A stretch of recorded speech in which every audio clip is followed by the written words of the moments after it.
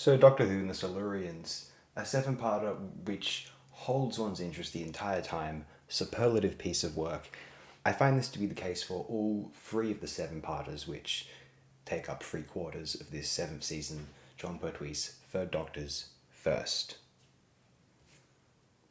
It's obviously it suggested that the Pertwee era might be my favourite era of Doctor Who, partly because I think I enjoy Doctor Who most when there are creepy, otherworldly, alien, nightmarish entities slipping their way into an idyllic post-war consensus reality. That's really exciting to me. Whether it's in the 60s black and white era, the 70s sort of colour epoch era, still post-war consensus hanging in there, or the 80s more approaching that capitalist consensus, new Labour era, the kind of one foot in the grave, London shot on 90s video era. Leading up to that era, Doctor Who gets cancelled in 89, obviously. And the Pertwee era was the most regularly set on Earth. And that is the exciting component of it, I feel. It suggests I'm more of a fan in some respects, though not necessarily, though kind of Nigel Neal and his Quatermass stories. So it has one wondering, what did Nigel Neal think of Doctor Who? Why didn't they approach Nigel Neal to compose a script for Doctor Who? Douglas Adams was approached.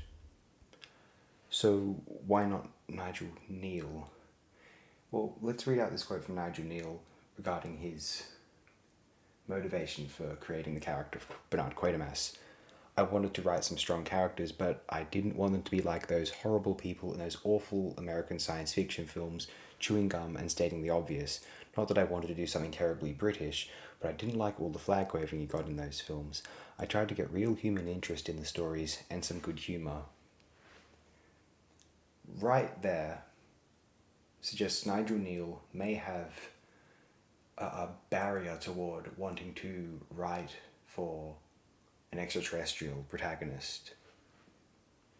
And it turns out Neal was not only approached to work for Doctor Who whilst the show was on the air and popular, but prior to its conception itself. Just at the dawn, the genesis of the series.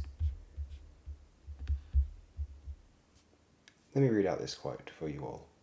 It sounded like a terrible idea, and I still think it was. The fact that it lasted a long time and has a steady audience doesn't mean much, so as Crossroads, and that's a stinker. I was approached by Sidney Newman, who was then running BBC Drama, and it was his idea. It struck me as a producer's idea, and not a writer's idea. And I think there's a difference. I think what offended me about it was that it was clearly to be put out as a children's hour story, and I didn't write children's hour stories. It was to go out about 5 or 6 o'clock, and the tinies could watch. And I find that very inhibiting because I didn't want to bomb tinies with insinuations of doom and terror. In fact, that's what they got doing.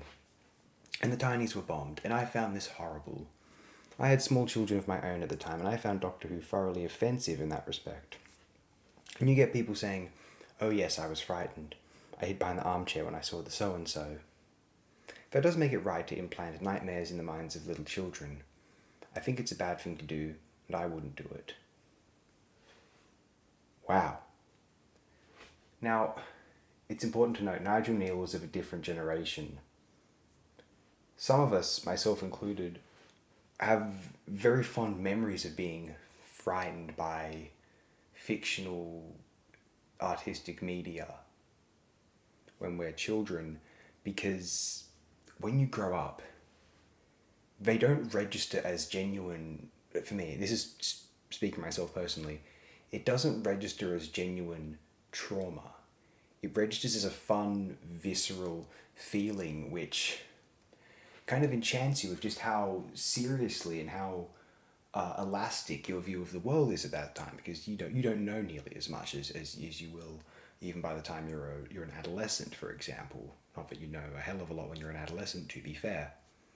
Now, I think what was fascinating about experiencing that sort of media when you're a child is it gets one vaguely prepared for the nastiness of the real world. When you encounter or hear of some extremely violent event in a film or television series, it isn't as much of a shock to the senses, a bludgeoning of innocence, say, when you encounter it as a news story, or, God forbid, as something which has affected someone that you know personally, or someone that someone you know personally knows, etc. Someone in your local community. And I think that's what is so potentially...